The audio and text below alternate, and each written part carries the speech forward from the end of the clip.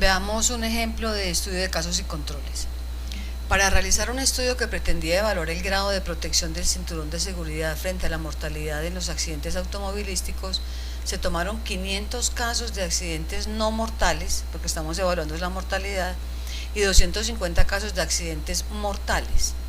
Luego se determinó si al momento del accidente se llevaba puesto el cinturón de seguridad y se encontró que de los 500 casos no mortales, 390 los llevaban puesto y de los 250 casos mortales, 60 los llevaban puesto.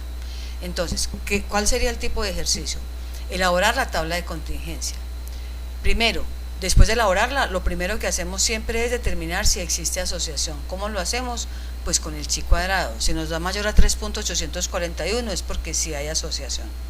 Si la hay, entonces podríamos calcular la razón de disparidad y su intervalo de confianza y podríamos calcular la proporción de riesgo atribuible al factor en los expuestos y la proporción de riesgo atribuible al factor en la población. Veamos el desarrollo de este ejercicio. Entonces, tenemos los datos.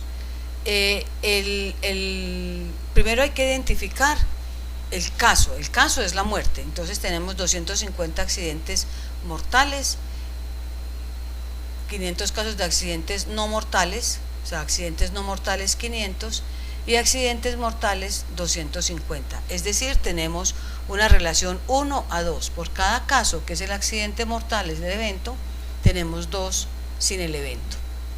Luego se determinó si al momento del accidente se llevaba puesto el cinturón. Entonces, dice, se encontró que de los 500 casos no mortales, 390 los llevaban puesto. De los 500, 390 los llevaban puesto. Y de los 250 casos mortales, 60 los llevaban puesto. Entonces ya tenemos nuestra tabla de 2×2 con la información derivada del enunciado.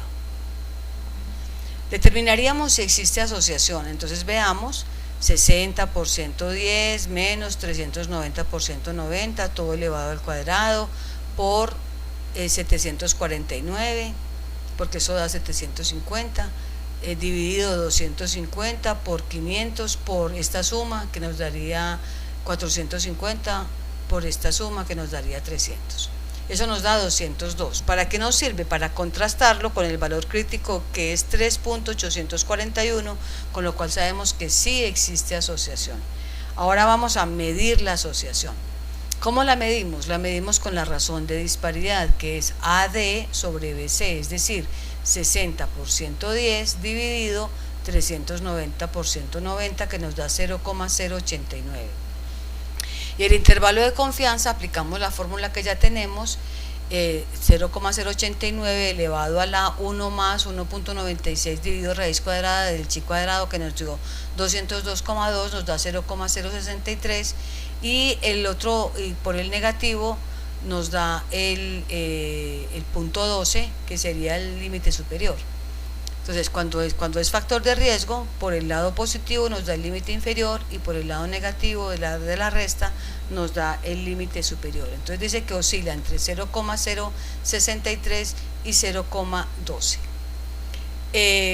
Entonces, ¿qué diríamos? Aquí tendríamos que hacer el ejercicio de analizar. Recordemos que tenemos que interpretarlo al contrario de como lo hacemos en cohortes. Aquí estamos hablando es de la gente que tuvo el accidente automovilístico mortal y de la gente que no tuvo accidente automovilístico mortal. ¿Qué tan probable era que hubieran tenido puesto el cinturón de seguridad? Es en esa dirección que lo analizamos. El intervalo de confianza, pues, es la probabilidad es la confianza del 95% de dónde a dónde habría oscilado la razón de disparidad, si hubiera sido, pues, en otra muestra o en cualquier muestra que se hubiera tomado. Las otras dos medidas son la proporción de riesgo atribuible al factor en los expuestos y en la población. Entonces, esto me interesa mucho porque quiero mostrarles que si nosotros aplicáramos la fórmula tal como es, razón de disparidad menos 1 sobre la razón de disparidad, nos daría un número negativo. ¿Por qué sucede eso? Porque es que el riesgo atribuible se le atribuye a un factor de riesgo, no a un factor protector.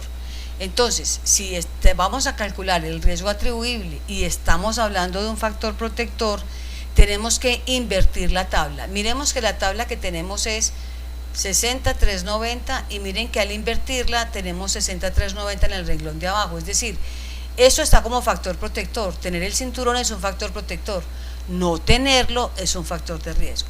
Entonces, invertimos la tabla, recalculamos la razón de disparidad para que nos dé un número mayor a 1, y ahí sí podemos calcular las razones de disparidad. Hay que tener mucho cuidado. Entonces, con eso ya invertido, como lo tengo acá, tendríamos que la razón de disparidad daría 11,22, miren, da un número mayor a 1, acuérdense que ahorita lo teníamos menor a 1, y la proporción de riesgo atribuible al factor en los expuestos sería 11,2 menos 1 sobre 11,2, nos daría 91%. Y la proporción de riesgo atribuible al factor en la población, pues sería el RAP porcentaje, que sería el 110 sobre 500, es P sub E, más la razón de disparidad menos 1 sobre 1 más P sub E, 110 sobre 500, y la razón de disparidad menos 1, que nos daría el 69%. Recuerden que se interpretan igual, los riesgos atribuibles se interpretan igual que en los estudios de cohortes. Bueno, entonces aquí tienen un taller para que practiquen. Un investigador identificó 63 muertes de menores de 1 año por diarrea y constituyó el grupo de controles con 188 niños vecinos de la misma edad y género. Entre otras variables, estudió la edad de la madre y encontró: de los 63 niños que murieron, 44 eran hijos de madres de 30 o más años. Entre los controles, las madres de estas mismas edades eran en total 76. Esos datos están un poquito ajustados para que dé el ejercicio, aunque el estudio pues fue real. Calcule e interprete el intervalo de confianza de la razón de disparidad correspondiente y qué proporción de riesgo para la población puede atribuírsele a la edad de la madre. Entonces tienen que, mire, es proporción de riesgo atribuible a la población. Entonces tienen que escoger muy bien la fórmula que van a utilizar. Bueno, el último de estos estudios analíticos que vamos a ver son los estudios de prevalencia tipo analítico, que también se llaman cross-sectional, y eso usualmente se traduce como estudios transversales. Es un procedimiento metodológico en el cual se hace la medición tanto del evento como del factor a la vez. Es decir, no se constituyen grupos, sino que yo tengo la muestra entera, y a la muestra entera le pregunto las dos cosas. No hay ningún seguimiento. La muestra tiene que ser representativa de la población, y como les decía, la medición del evento y del factor se hace junta. La medida de la asociación es la razón de prevalencias o la razón de disparidad. En realidad se usa más la razón de disparidad, es más frecuente usar la razón de disparidad, y nosotros vamos a trabajar con ella. Vamos a calcular la razón de disparidad para analizarlo, aunque voy a mostrarles pues qué es la razón de prevalencias. Las ventajas que tienen es que son muy eficientes en fenómenos con prevalencias medias o altas, se puede usar ahí.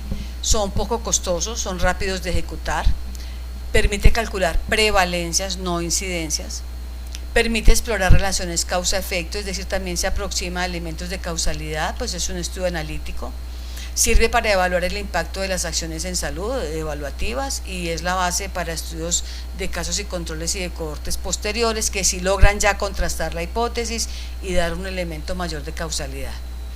Las debilidades es que no se puede calcular incidencia porque no tiene seguimiento, y solo se pueden calcular, no se pueden, o sea, se encuentran asociaciones estadísticas, pero no estamos demostrando si el factor fue previo al evento. Entonces no hay completa seguridad de ello porque estamos averiguando a la vez las dos variables. En este ejemplo quería mostrarles la razón de prevalencias. Entonces, la razón de prevalencia se puede sacar de AD sobre BC. El riesgo que tienen los hipertensos de ser fumadores es 3.36 veces el riesgo de los que no son hipertensos. Digamos, aquí estamos trabajando AD sobre BC, estamos trabajándolo a manera de razón de disparidad, y así es como lo vamos a trabajar en el curso. Se pueden trabajar otra razón de prevalencia, si es la prevalencia en expuestos sobre la prevalencia en no expuestos, se podría hacer. Los países llaman a eso un estudio de prevalencia tipo analítico con análisis de cohorte o con análisis de casos y controles.